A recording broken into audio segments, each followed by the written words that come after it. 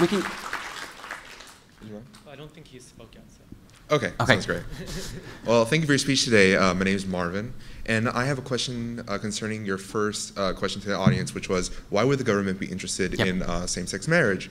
And one of the things you keep mentioning is that this notion that, well, in the beginning that you mentioned was like the most marriage by colloquial stance right now is that it's the most important person relationship, right? And the priority is on the activities of adults and not on children. However, this, and it doesn't like differentiate between companionship.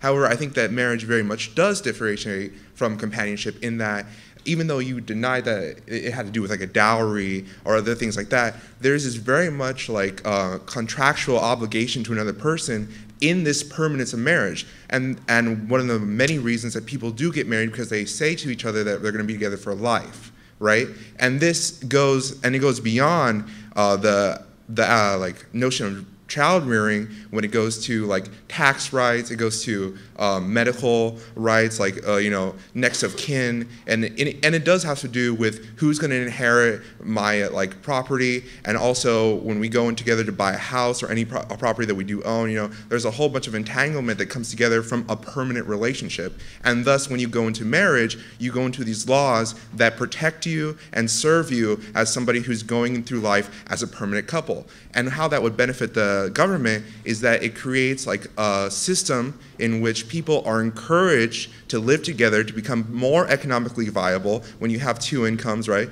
You have you put more into society.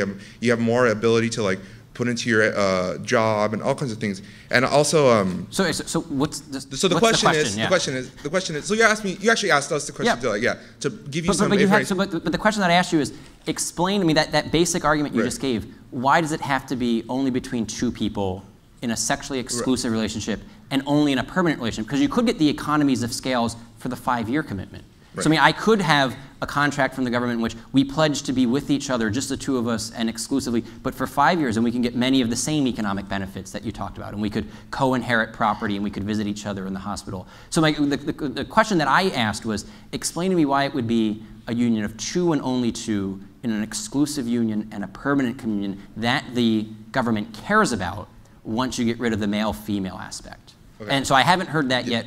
Yeah, no, you haven't. And actually, my question is more of a, I actually have a response in this that, like, you asked why the government would be interested in having marriage between same-sex couple, and just give you those arguments for that, not necessarily why it can't be a throuple or why it can't be, you know, monogamish and things like that. I don't really have an answer for that, but I do have an answer. I mean, it seems to me that you're saying that the government has an interest in contract law. Yeah, it does. And contracts can come in as many different sizes and shapes as consent comes in. Mm-hmm. So it sounds to me like you're actually arguing for the abolishment of marriage.